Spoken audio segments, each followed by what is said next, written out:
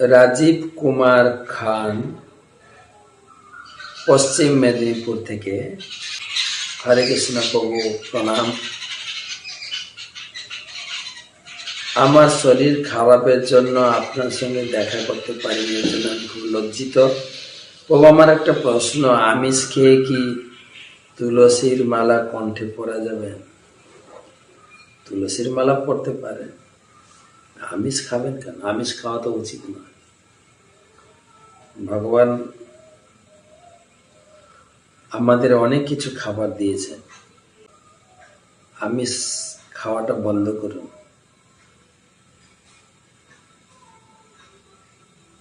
আমিষ খেলে পাপ হয়।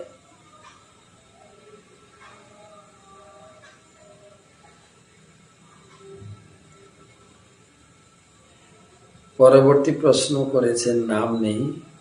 গুরুজি, আমার একটা প্রশ্ন, আমি কি আমার হাতে বা শরীরে ভগবানের ট্যাটু বা কোনো ছবি আঁকতে পারি? বাবা, অবশ্যই ভগবানের ছবি আঁকবেন। শরীরে বিভিন্ন অঙ্গে আঁকতে পারে, সেই সঙ্গে সাধনার দ্বারা অঙ্গে,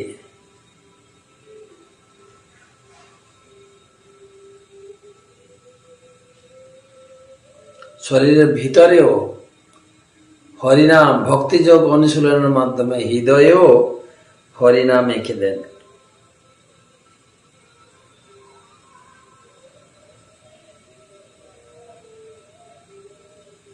পরবর্তী প্রশ্ন করেছেন উত্তর 24 পরগনা থেকে গৌরাঙ্গ। মহারাজ, অধমের দণ্ডবোধ, প্রণাম স্বীকার করুন। মহারাজ, আমার একটা প্রশ্ন ছিল, নারদ মুনির অভিশাপ ছিল 2 ঘড়ির বেশি কোথাও দাঁড়ালে তার মৃত্যু হবে, ব্যাপারটা একটু বুঝে। ওরকম না,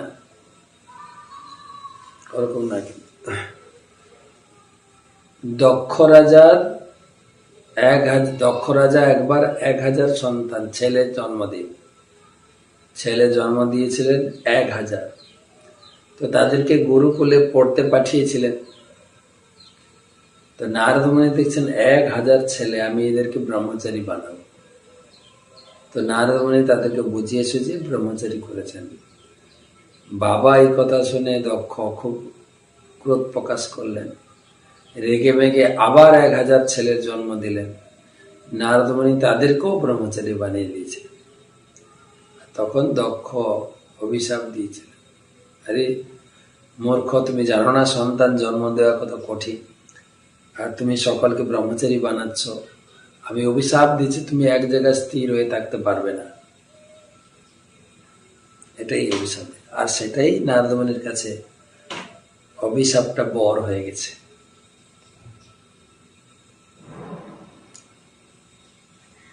পরবর্তী প্রশ্ন,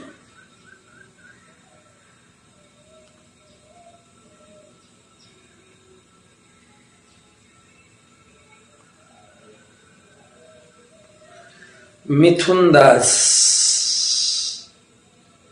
বাংলাদেশ, নোয়াখালী।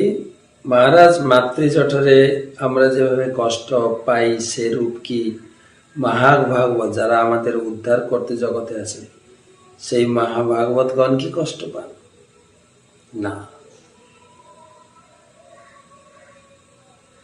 তাদের ওই ধরনের কষ্ট হয় না।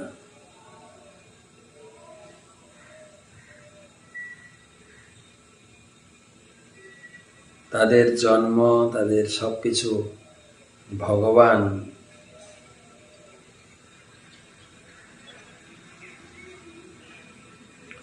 রক্ষা করেন। ভাবছি লাস্ট প্রশ্ন,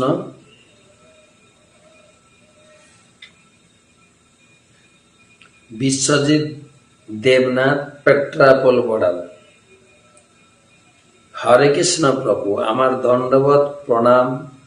বাড়িতে প্রচুর পরিমাণে তুলসী গাছ হয়েছে, ছোট বড় দিয়ে চারপাশে পরিষ্কারের খুব সমস্যা হচ্ছে। কৃপা করে যদি বলেন কি করব, তাহলে উপকৃত হব।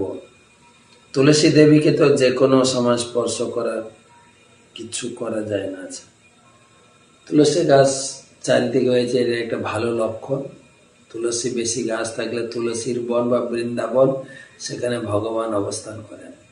এবং বলা হয়েছে তুলসী সর্ব উপকারী, একে তো পারমার্থিক, জাগতিক দিক থেকে প্রচুর পরিমাণে অক্সিজেন সাপ্লাই দেয়, যার ফলে শ্বাসকষ্ট হওয়ার সম্ভাবনা থেকে এড়িয়ে যাবেন। তুলসী প্রচুর পরিমাণে অক্সিজেন দেবে। তার সুগন্ধ শরীরের রোগ নাশকারী।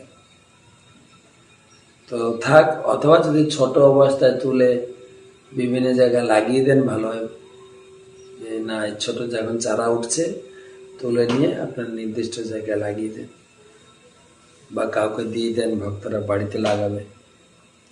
বাড়িতে ভাগবত ও গীতা আছে, সকালে ভাগবত, সন্ধ্যায় গীতা পড়ছি, কিন্তু নিদ্রা দেবী খুব ডিস্টার্ব করছে, আমি কি করব বুঝতে পারছি। পড়ার চেষ্টা করবেন, ধীরে ধীরে ভগবান সাহায্য করবে নিদ্রা দেবী ভাগবত পড়তে সহযোগিতা করবে। তো ঠিক আছে, এই পর্যন্ত রাখি আজকে। ভালো থাকুন, সুস্থ থাকুন। 2-3 দিন এখান থেকে আপনাদের সঙ্গে যুক্ত হব। হরে কৃষ্ণ।